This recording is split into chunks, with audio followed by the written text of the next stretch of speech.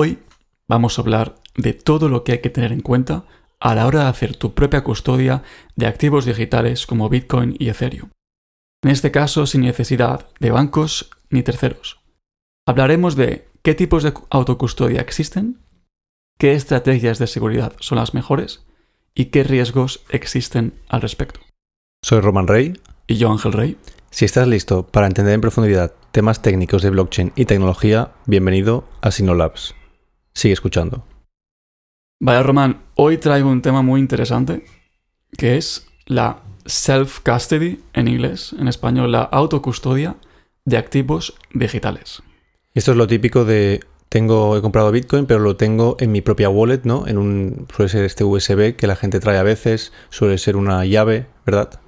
Hablamos de dónde se guarda el acceso a tus llaves. Tú cuando compras Bitcoin, por ejemplo, o hablamos de euros directamente. Cuando tienes euros, ¿dónde están los euros? O tú tienes euros en tu casa, en una caja fuerte, tú tienes la custodia de los euros en tu caja fuerte. O sea, yo ahora el dinero que tengo en efectivo encima mío, yo hago mi propia autocustodia, pero Exacto. Lo que tengo en el banco, eso no es autocustodia. Lo que tú tienes en el banco, legalmente, tú tienes acceso a esos fondos y legalmente eres el propietario, pero en términos técnicos, el banco técnicamente podría, digamos, mover ese dinero y hacer lo que quiera con ese dinero. Entonces, cuando lo tenemos en el banco, ¿dónde más lo podemos tener? Porque, por ejemplo, el tema de las acciones, creo que nunca puedes ser tu propio custodio. A día de hoy, cuando tienes acciones en un broker o en algún banco, es lo mismo que el dinero. En este caso, el banco, el neobroker, tiene acceso técnicamente a esos fondos, a pesar de que tú legalmente seas el propietario, ¿vale? Pero en autocustodia, tú tienes la custodia propia y técnica y legal de esos activos. Cosa que podría cambiar con la adopción de los Real World Assets, donde tú eres tu propio custodio sobre las acciones o sobre los tokens que representan acciones. Sí, en este tenemos un episodio aparte que hablamos muy en detalle de esto, así que lo recomendamos. Real World Assets, activos reales del mundo, digamos, era la traducción en español. Pero básicamente sí, es cierto, son acciones o oro o otros activos en los cuales son una representación tokenizada del activo real basado en blockchain, en el cual tú tienes la custodia propia o potencialmente. Esto está todavía por desarrollar, por lo tanto en este episodio yo considero que a día de hoy lo más normal es hacer custodia propia de criptomonedas como Bitcoin, Ethereum o incluso stablecoins como USDC o URC. Y has mencionado algo muy interesante antes, de cuando tú haces la autocustodia, pues tú eres quien controla tu cuenta, a no ser que pierdas la llave privada o alguien otro la encuentre. Pero en el caso de que tú no eres el autocustodio, entonces has dicho que te podrían bloquear o tienen acceso a tus activos. Claro, al final, cuando tú tienes tu dinero en un banco o en un broker o en lo que sea, en términos técnicos, digamos que el gobierno, claro, tú vives en Europa y hay una seguridad jurídica muy, muy, muy fuerte, ¿no? Pero en otros países no es así. En otros países es posible que el gobierno o una empresa externa pudiera interferir con tus activos.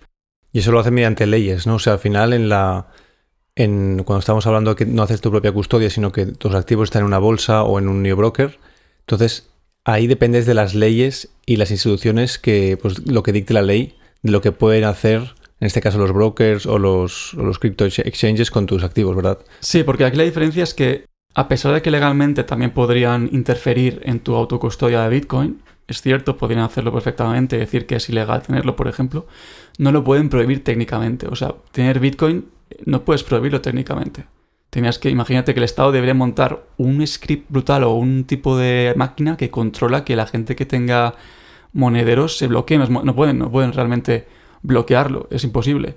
En cambio, sí que pueden es coger a los bancos más grandes de España y decirles, oye, a esta persona, a Juanito Pérez, bloqueale las transacciones, o a todos los bancos, cada persona que haga un tipo de transacción, bloqueale porque hemos puesto una ley. Es decir, pueden aplicar las leyes en términos técnicos. En la autocustodia, tú no puedes en ningún momento, legalmente evidentemente puedes bloquear cosas, pero no puedes técnicamente implementarlas. Evidentemente, si tú no haces caso a la ley, pues te estás pasando la ley. Pero Como un poco como el símil de cuando el semáforo está en rojo, tú no puedes, es decir, no deberías poder cruzar, o sea, la ley dice que no puedes cruzar en rojo, pero tú lo puedes hacer si quieres. Sí, exacto. Es decir, una cosa es la parte legal y la parte técnica. Y Bitcoin es, en este caso, inconfiscable. No puedes robarle directamente Bitcoin a nadie por leyes. O sea, pues una ley en el Estado, en el Parlamento, vale, sí, vale, es ilegal, pero no puedes realmente bloquearlo. Por eso muchos estados, Irán, Venezuela, que están en contra de la dominancia de Estados Unidos, están usando Bitcoin para escaparse de ese bloqueo que tienen cuando ellos usan dólares, por ejemplo. Y es interesante porque ahora tú sí pensarías que realmente, ostras, pues la autocustodia parece la panacea, ¿no? Porque tú tienes el control absoluto y ya está. Pero realmente, por ejemplo, ¿qué pasa si yo pierdo mis llaves privadas? Claro, aquí es cierto que la autocustodia, a pesar de que te da más libertad, tiene riesgos, es mucho más compleja, tienes que confiar en ti mismo, tienes que tener estrategias de protección de tus activos, de acceso a tu clave privada, que hablaremos ahora en el podcast más adelante.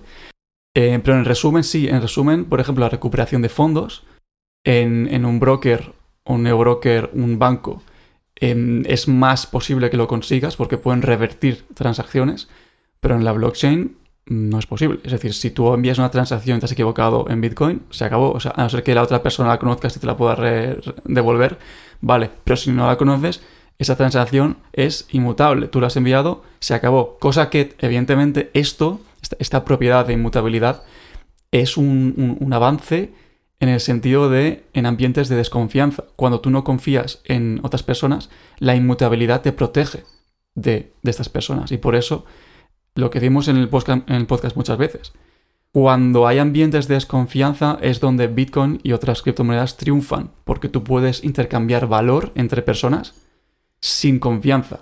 En cambio, cuando intercambias, por ejemplo, un Bizum o PayPal o tipo así, ¿no? O cuenta bancaria, estás confiando en el sistema y en el banco, que lo va a hacer correctamente.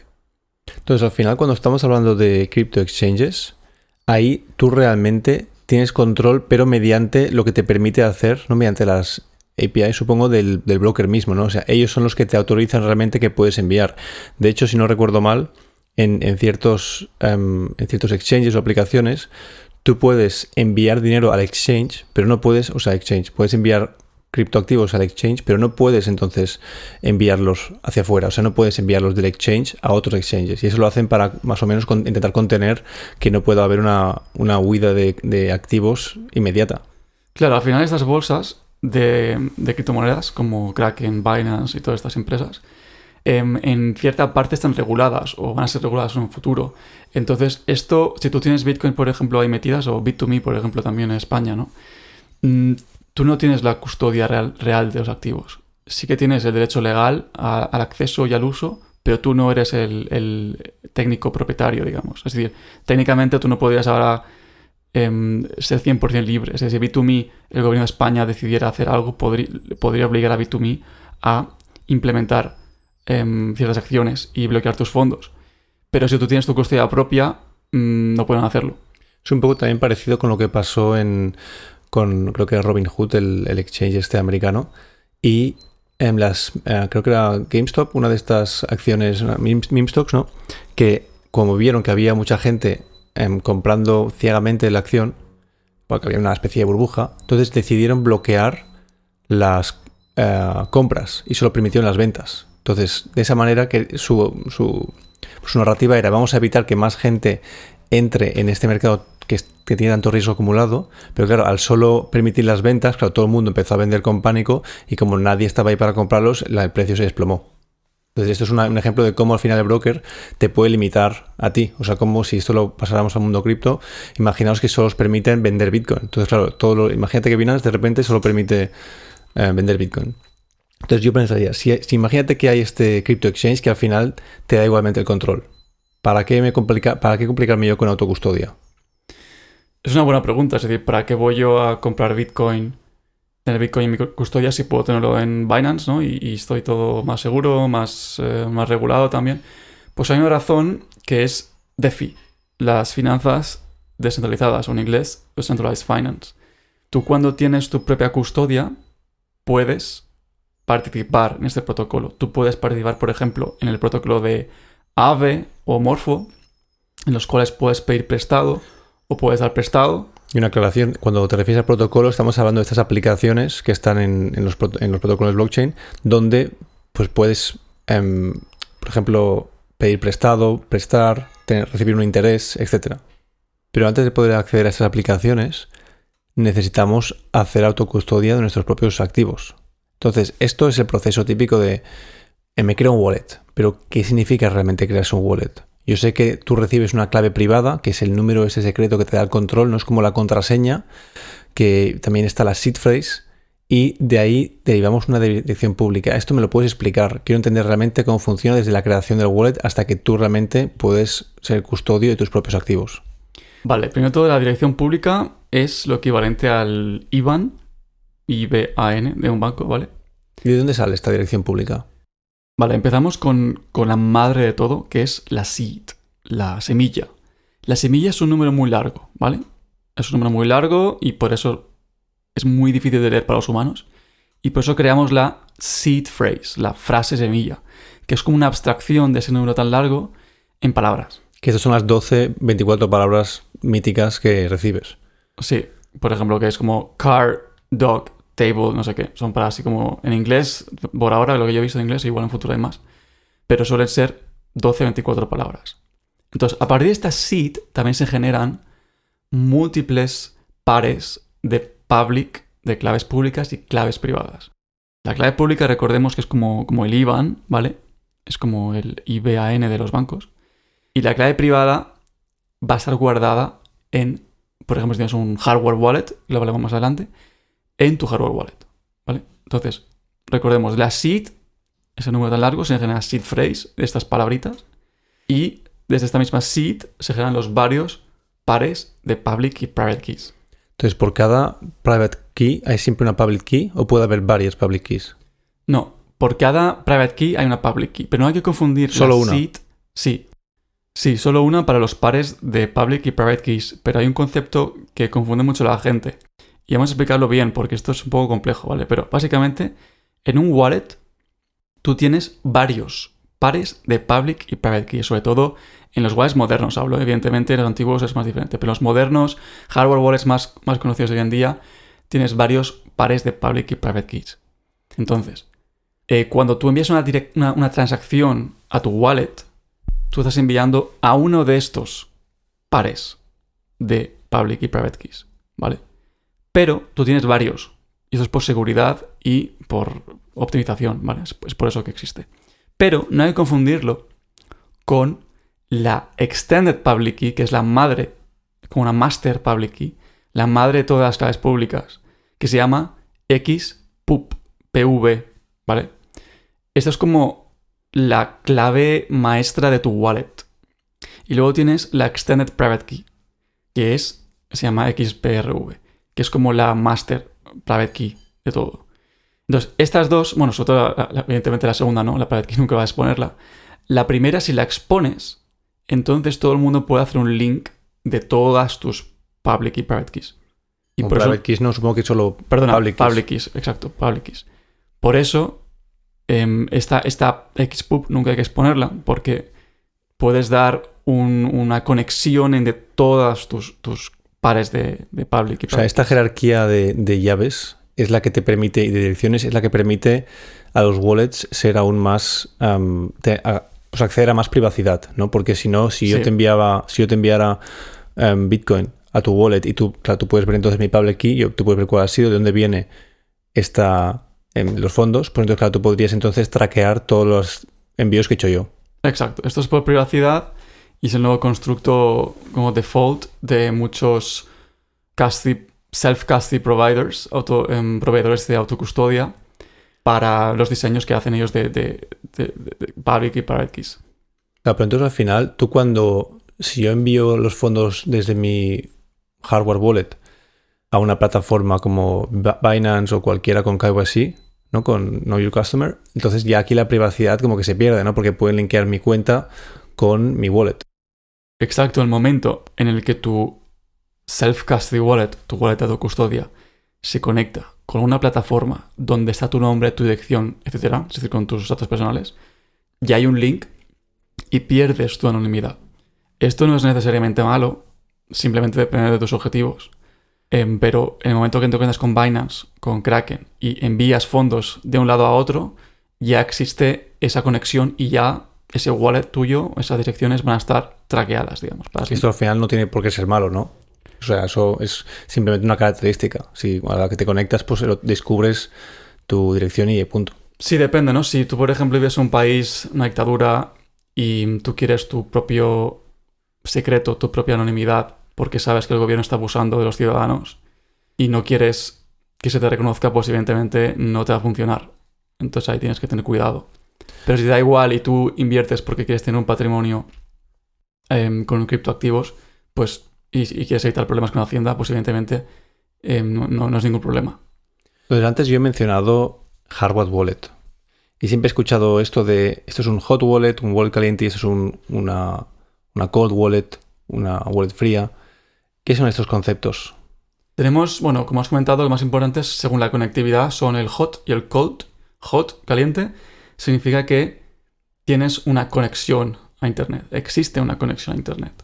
Y los fríos no existe directamente una conexión a Internet. Está separado. Y cuando dices que existe una conexión a Internet, ¿qué significa esto a nivel técnico? O sea, ¿qué es lo que está conectado a Internet? ¿Está conectado en vivo? Porque yo supongo que con el cold wallet, cuando tú quieres hacer una transacción, va a tener que conectarse a Internet. Claro, con el cold wallet, a pesar de que ahora es muy interesante, entre comillas ahora aparte, está pensando en un futuro de poder intercambiar Bitcoin con Bluetooth, sin Internet, pero bueno, es otro tema aparte. Pero sí, es cierto, hoy en día para enviar transacciones hace falta Internet. Entonces, el cold wallet en algún momento se conecta a Internet, pero las claves privadas nunca salen de tu hardware wallet. Entonces, ¿qué es lo que sale del hardware wallet? La firma. Sale la firma. En cambio, en el hot está conectado directamente ya con Internet y, a ver, puede funcionar si quieres hacer transacciones rápidas y tal, pero si quieres tener activos a largo plazo y guardados y muchos activos, mucho valor, no es recomendable. ¿Por qué? Porque tú imagínate que sin querer instalas una extensión que no ha pasado seguridad de tu browser o lo que sea, o que el browser se lo ha tragado y te puede leer la private key. Entonces hay un riesgo de que te puedan hackear. Entonces los cold wallets son estos míticos hardware wallets, no estos típicos USBs, donde realmente el dispositivo en sí nunca se conecta a Internet, o sea que la clave privada nunca va a estar expuesta. Lo único que hace es enviar esta firma a tu ordenador cuando lo conectas. Entonces el ordenador es entonces quien envía esta firma a la red de Bitcoin, por ejemplo. Sí, exacto. Entonces los casos de uso son en el hot más gastar, tener pocos fondos y gastarlos. Y el cold es más para ahorro a largo plazo. ¿Y qué desventajas tenemos aquí? Pues tenemos que la facilidad de acceder a los hot, pues por ejemplo en MetaMask es sencilla, tienes una aplicación, con el móvil directamente puedes actuar. En cambio con los cold pues hace falta comprar un dispositivo externo, como un USB o un ordenador offline que no se conecta a Internet. O incluso también papel, donde guardas tu seed phrase. Pero un papel con la seed phrase escrita se considera cold wallet. Técnicamente sí, porque en ningún momento hay conexión a Internet, pero claro, la firma no la puedes hacer con papel. No se puede hacer una firma. El papel no se conecta a tu ordenador. Cuando dices firma, la firma criptográfica, ¿no? La firma criptográfica, exacto. Entonces aquí no sería cierto. Claro, porque entonces deberías pasar de alguna manera tu seed phrase, tu contraseña, a tu ordenador para poder hacer la firma, por lo que ya dejaría de ser un cold wallet, ¿no? Porque ya estaría expuesta tu seed phrase. Sí, bueno, aquí depende mucho de la definición. Tampoco creo que sea tan importante de hacer una definición súper estricta de lo que es cold wallet o no. Vale, entonces, ¿qué es lo que realmente guarda un wallet? Pues el wallet, cuando tú compras, por ejemplo, un hardware wallet, este wallet lo que te guarda es la seed, ese número tan largo en forma binaria, ¿vale? Es un número que tú no vas a usar. ¿Pero este wallet está ya guardado por defecto de compra? No, en el momento en que tú lo abres, lo generas de forma aleatoria, se genera esta seed. Entonces tú cuando tienes el wallet, tú no estás guardando en ningún momento ni monedas, ni la blockchain, ni tus balances, ni nada. Tú simplemente estás guardando esta seed, este número tan largo, que se abstrae con la seed phrase, ¿vale? Entonces, es un gestor de contraseñas al final. Es como si tuvieras una caja fuerte con la contraseña, exacto. Con la contraseña más la funcionalidad de poder firmar. Más la funcionalidad que la conectas a Internet o con el ordenador y puedes firmar, exacto. Vale. Entonces, Ángel, a mí me gustaría poner un ejemplo. Imagínate que yo con mi pareja, para los gastos del hogar, quiero tener un wallet Bitcoin compartido. que es probablemente uno de los peores casos de uso, pero vamos a poner este ejemplo. Entonces, aquí lo mejor sería simplemente, pues generamos nuestro wallet y compartimos esta contraseña los dos cada uno bajo su colchón. ¿O qué otras opciones hay? Lo más clásico es tener el single signature, que es cuando tienes un wallet y una firma y se acabó, ¿vale? O sea, los dos compartimos la misma contraseña. Sí, esto, compartir la misma contraseña, digamos. Esto evidentemente tiene muchos riesgos porque si pierdes la contraseña, se acabó, ya no tienes acceso a tus fondos. Da igual si sois dos personas o una persona, da igual, en este tipo de wallets, pues se acabó, te quedas sin acceso a fondos. Bueno, si tenemos los dos la misma contraseña, pues si la pierdo uno, la tiene el otro. Sí, bueno, si tenéis duplicada la contraseña guardada en múltiples sitios, entonces sí. Pero eso significaría que si a mí se me va la pinza y quiero comprarme una cosa donde mi pareja no estaría de acuerdo, pues aquí queda como... tengo yo todo el poder de decisión. Sí, es como si tuvieras una tarjeta de crédito en la cual la cuenta está compartida con dos personas, pero cada uno de vosotros puede gastar dinero con una tarjeta o las dos. Tenéis dos tarjetas separadas, pero no hace falta ninguna verificación de la otra persona. En cambio, luego están las multisig. Las multisig es que cada uno tenéis múltiples claves, ¿vale? Para poder aprobar una transacción hacen falta las dos personas. O sea que yo cuando quiera comprarme la nueva bicicleta, no sé cuántos, que vale un montón, pues si yo quiero aprobarla, todavía necesitaré a mi pareja que me la apruebe. Sí, aunque en este caso no está diseñado para hacer compras. Este tipo de casos de uso... Como transferencias, si quiero hacer una transferencia y que no está de acuerdo la sí, pareja. transferencias, entonces... pero sobre todo el caso de uso en este caso es custodia de patrimonios, de activos, ¿vale? No es para hacer compras de bicicletas o similares, sino tú tienes un patrimonio familiar y quieres proteger este patrimonio y para poder efectuar una transferencia, que igual la haces cada 3 años porque es patrimonio a largo plazo, te hace falta la firma de tu pareja o tu padre o tu hermano, quien sea, para poder gestionar, para poder hacer una transferencia. Y también, también veo casos de uso para uno mismo, ¿no? Tú imagínate que tú quieres proteger pues tu wallet y entonces, claro, en vez de tener una simple firma, una simple seed phrase, una simple contraseña, tú tienes varias, quizá uno la tienes en tu casa, el otro la tienes escondido, enterrado en el pueblo, y claro, si te atracaran la casa, el atracador no podía hacer nada si no tiene la que está enterrada en tu pueblo. Sí, sería una forma, pero esto justamente nos abre ahora al apartado de estrategias, que es cómo puedes manejar todo esto. Hay muchos tipos de estrategias para manejar este tipo de casos, ¿vale? Y esto es bastante... Es muy abierto, hay muchos tipos de estrategias, vamos a comentar las más importantes. Entonces, a mí, Ángel, ahora me gustaría un poco que me explicaras las diferentes maneras que hay para ser tu propio custodio. Entonces, la más básica sería, pues tú has generado el wallet y te memorizas esas 12-24 palabras como un campeón. Eso no lo hagas, pero sí, es una posibilidad. A ver, corres el riesgo de que si un día te olvidas, pues mal. Pierdes todo tu patrimonio. Luego, la puedes escribir en un papel, que ahí ya te recomendaría, pues lamínalo con un plástico, ¿no? Protégelo un poco. Sí, porque como haya humedad o como haya ratas o bichos... se te quema la casa, te quedas sin casa y te quedas sin tu Bitcoin. Exacto. Luego, ¿qué otras opciones hay? Bueno, está la Metal Backup, que es básicamente imprimir la seed phrase en un metal. Entonces, claro, eso aunque llueva, no se va a romper. Claro, el problema de este, por ejemplo, eso es un poco imagen de película, ¿no? Si tú te la llevas al aeropuerto, claro, si eso te lo escanean, igual eso ya queda registrado en los escáneres históricos. Igual ahora nadie lo va a hackear, pero en un futuro si hay un data breach, ¿no? Si se le quedan todos los datos, igual se darían cuenta, ostras, aquí hay algo que parece una wallet con 24 palabras y te la podrían leer y robar. Sí, también pasaría esto con el paper, con el papel. Es decir, sí, es un riesgo de que si vas por ahí con tus 24 palabras, pues si la ve alguien y hace una foto, pues te pueden robar.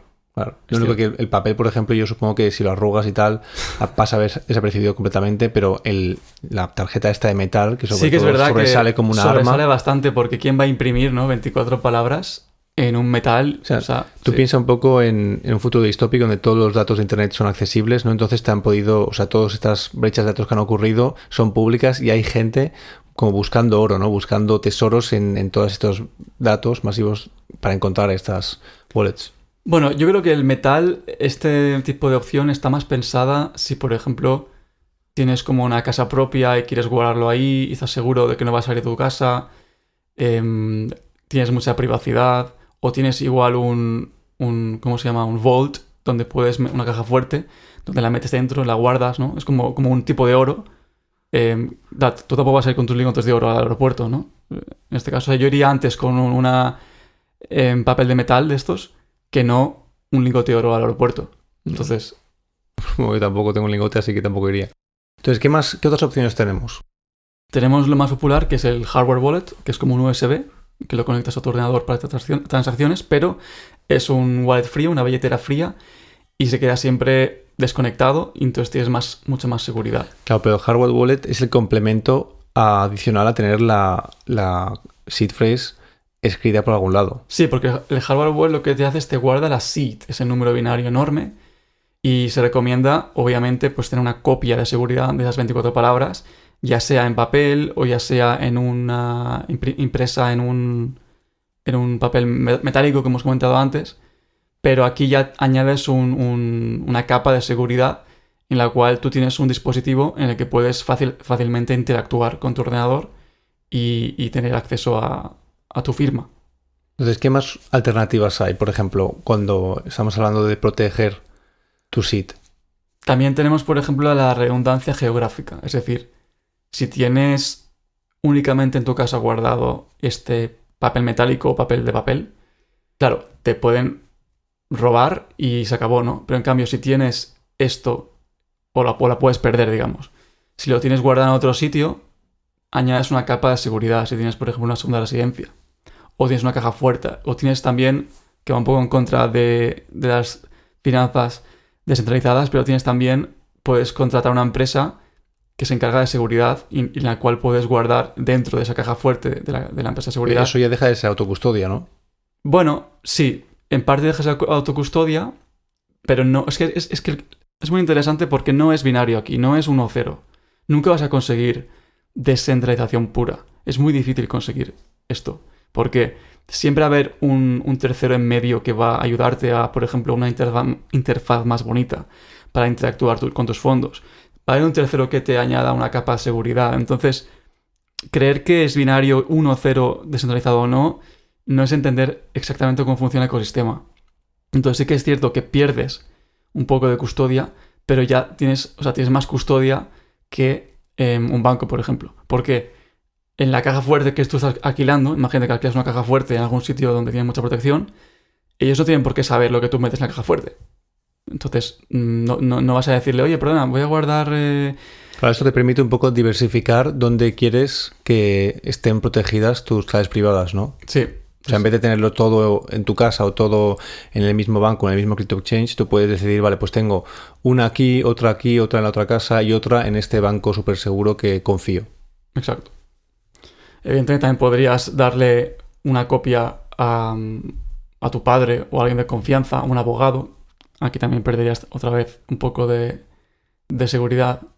También hay maneras, por ejemplo, puedes añadir una palabra 25 que se llama passphrase, que te protege extra. O sea, que es otra palabra más a esas 24. Sí, que tú puedes tener guardada en otro sitio. Y entonces, claro, si un ladrón viene y ve las 24, pues digo, hostia, voy a usarlas. Pero no sabe que hay 25. Entonces, te añade una capa de seguridad. Es importante también hacer checks periódicos, ¿no? O cada X tiempo, para ver si todo funciona, todo existe, todo no ha sido hackeado.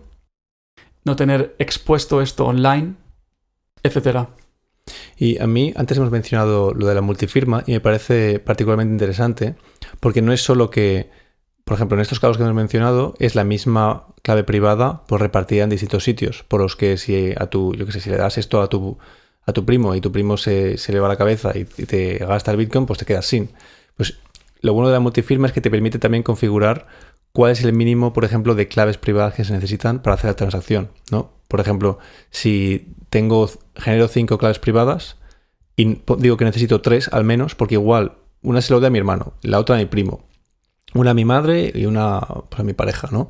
Pues igual... O tú mismo puedes tener una de esas claves en tu casa del Exacto, pueblo. Yo sé que tengo acceso seguro a 2, entonces tengo que confiar. La probabilidad de que mi primo, mi hermano o mi pareja me fallen es muy baja, pero igual pues rompes con tu pareja o igual pues tu padre, no sé, lo que pase con tu padre, pues igual uno de esos te falla, pues eso te permite adaptar al caso se permite pues, personalizar tu caso, ¿no? Dependiendo de cuántas personas confías o cuántas personas de confianza tienes, puedes decidir cuántas firmas necesitas de total que has generado. También otra estrategia muy interesante es la que se conoce como Shamir Secret Sharing Scheme, que la llamaremos a partir de ahora Shamir, porque si no es muy complicado. Pero básicamente esto es una estrategia que tú puedes hacer ahora mismo si ya tienes un wallet, en la cual tú divides tu clave privada en partes independientes. No divides en trozos, no coges las primeras 3 palabras y las guardas en un sitio, las 3 otras siguientes en otra, sino que algorítmicamente se divide esta clave privada en partes independientes. Y tú teóricamente las podrías, por ejemplo, guardar una en tu casa, otra en una caja fuerte, otra en una segunda residencia, etc.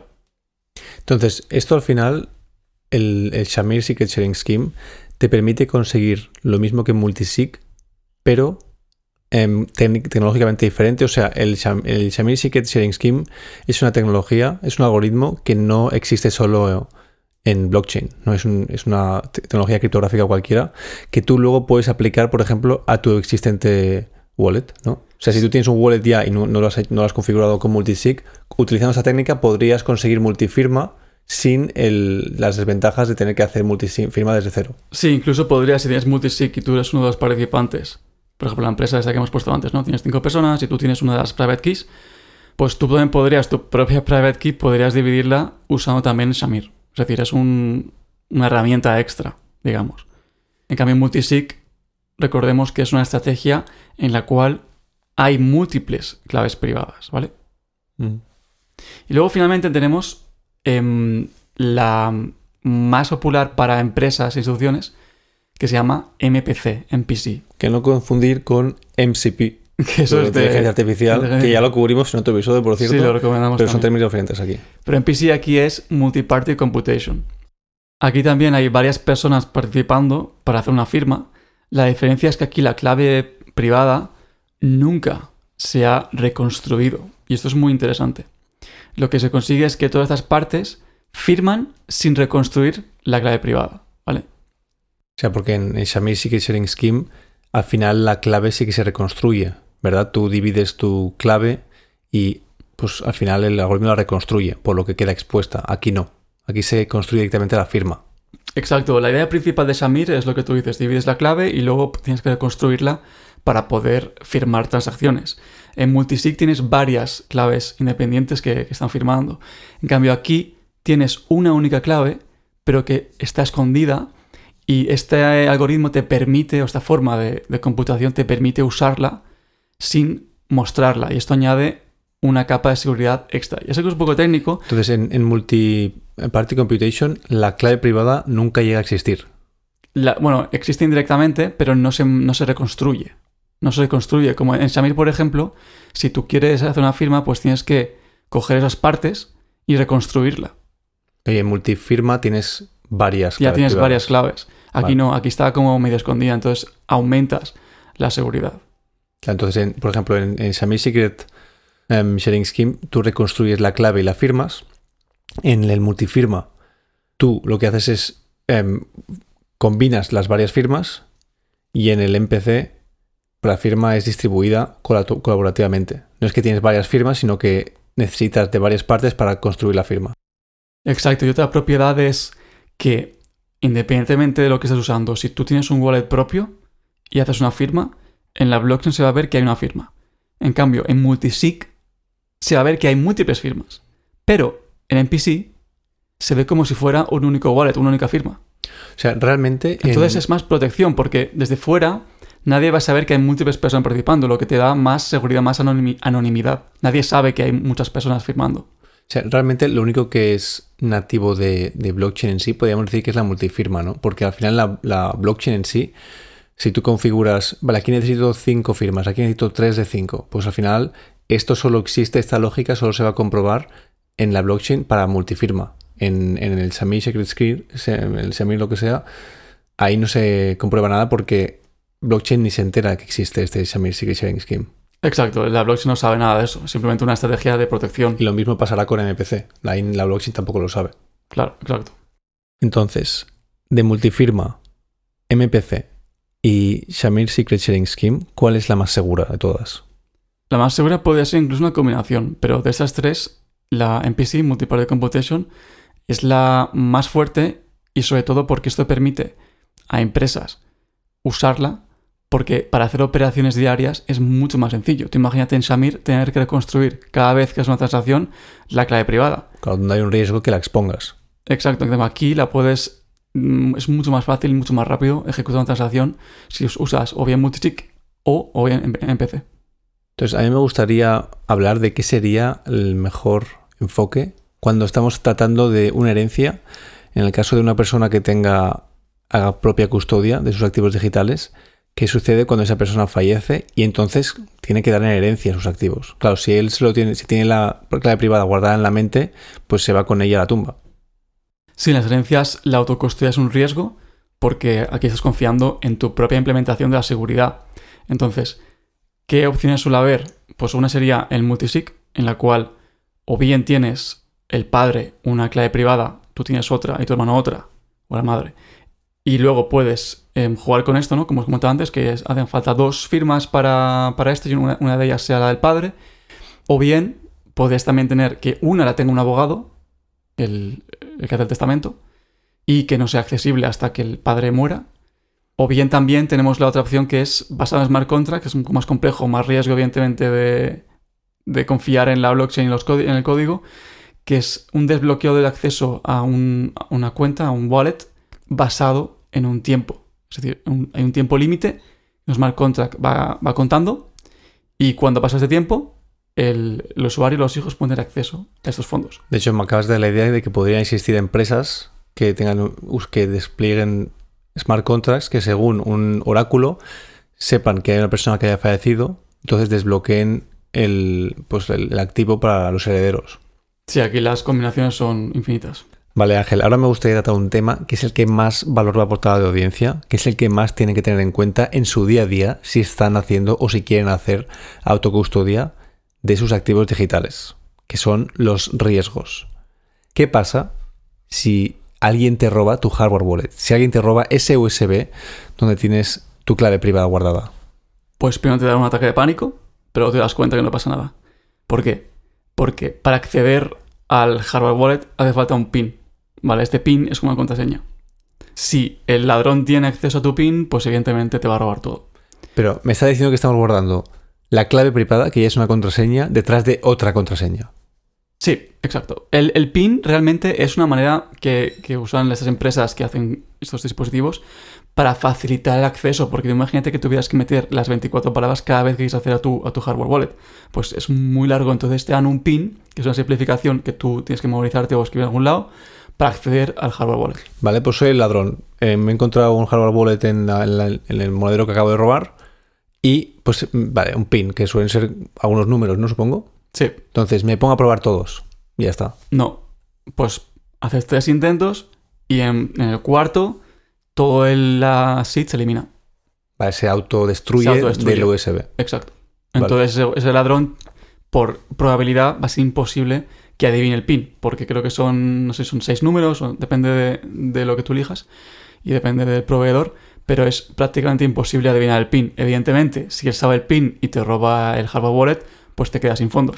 Entonces, en este caso, tengo mi clave privada, las 24 palabras escritas en una tarjeta metálica. Paso por el aeropuerto, ¿no? Se escanea mi maleta con la tarjeta metálica y el tío que está ahí se da cuenta, hace una screenshot y entonces un día se pone a mirar realmente lo que había puesto escrito y conoce mi clave privada. A ver, dudo que se pueda ver directamente en el scan de la... Hoy no lo sabemos, pero en el futuro nunca se sabe. Entonces, es cierto. Pongamos que conoce tu clave privada de alguna manera, te ha robado el papel, lo que sea. ¿Qué pasa ahí? Bueno, la clave privada no la conocerá. Lo que va a conocer es las seed phrase, que son las 24 o 12 palabras. Pero con eso puede deducir la clave privada. Exacto. Entonces, si lo ha visto, sí, lo ha visto así y tú pues no deberías haber ido por ahí con esa clave privada por el aeropuerto mostrándola. Tienes que ser un poco más inteligente y igual llevar una libreta por encima que tape las palabras. O sea, para proteger papel, ¿no? Bueno, eso es otro tema aparte, que haríamos otro podcast para hablar de todo esto, pero sí, hay maneras de proteger tus cifras exactamente. Vale, pero entonces, ¿qué pasa si, por ejemplo, un caso que puede ser muy, muy típico, lo he guardado tan bien que lo he perdido? He perdido el wallet, el USB. Pues te compras otro. Te compras otro, coges tus 24 palabras, las metes y ya está. Y lo tienes de nuevo. Y, por ejemplo, hay varias marcas en el mercado, ¿no? Está, por ejemplo, Ledger, una de las más famosas. Está Trezor. Sí. Si yo pierdo el wallet en una, si pierdo una, puedo entonces comprarme un... Por ejemplo, si estaba usando Ledger, lo pierdo y digo, vale, pues ahora me compro un Trezor, ¿puedo meter ahí las palabras? Sí. Está todo montado para que se pueda reusar. O sea, hay un estándar detrás de ahí. Exacto. Entonces, ahora que hemos mencionado en Trezor, Ledger, estos al final son fabricantes, son proveedores de estos hardware wallets. ¿Podemos confiar plenamente en ellos? Pues es un riesgo, la verdad. Eso es un punto muy importante. Tú estás apostando que ellos son legítimos. Evidentemente, la probabilidad de que te roben es muy baja, pero siempre hay la probabilidad de que inyecten, digamos, un código que tú no seas capaz de controlar que pueda tener tu private key. Es decir, hay una probabilidad, evidentemente es muy poco probable que ocurra, pero siempre existe el riesgo, de nuevo, de un tercero, ¿vale? Es lo que hablamos siempre. En el momento en el que hay un tercero en tu camino, hay un riesgo. De hecho, en Ledger, creo que Ledger, por ejemplo, no es código abierto. Es código privado, código cerrado. Entonces tú no puedes ver el código y esto también permite que haya más seguridad, ¿no? Porque los atacantes no pueden deducir tan fácilmente qué hay detrás del wallet. Sin embargo, Trezor es open source, es código abierto, lo que significa que puedes confiar plenamente en que si ese código está auditado y es correcto, es el que está corriendo en tu wallet. Muy bien, pues me gustaría ir dejando el episodio por aquí, no sin antes hacer una pequeña conclusión de lo que hemos hablado. Hemos visto cómo la custodia propia es tener tu propio control de los activos digitales y que no simplemente la única manera de acceder a tu wallet es mediante una única clave privada, sino que hemos visto cómo hay multifirma, donde mediante el uso de varias firmas podemos involucrar varias partes y puedes mejorar así la protección de tu monedero. También hemos visto que la forma más común que hacen las instituciones financieras para manejar activos digitales es lo que se conoce como multi-party computation, que te permite nunca reconstruir la clave privada. Y esto es una ventaja de seguridad y también de facilidad para poder firmar transacciones y no usar, por ejemplo, Shamir, que es un algoritmo para dividir tu clave privada en múltiples, pero tienes que reconstruir cada vez que quieras firmar una transacción tu clave privada, y esto también, aparte de un riesgo, pues genera un recurso de tiempo considerable. Por otro lado, tenemos también otro resumen importante, que conceptualmente un wallet tiene una master public key y una master private key que a nadie le interesa realmente, sino que lo que le interesa a la hora de hacer transacciones son este par de public y private keys, que son las que tú vas a interactuar o la gente envía a ti transacciones. Y no olvidar de que el riesgo al final es real. Te pueden robar el cold wallet, pueden haber hackeos también que se introduzcan en el software del proveedor del hard wallet. Te puedes simplemente perder el wallet o se puede quemar si no tienes, por ejemplo, si tienes el papel escrito las palabras. En resumen, chicos y chicas, tened cuidado con lo que estéis haciendo, porque esto es un riesgo. Así que nosotros vamos a hacer episodios en un futuro con actualizaciones sobre la seguridad de la autocustodia. Así que seguidnos si queréis saber la evolución de este sector. Gracias y adiós.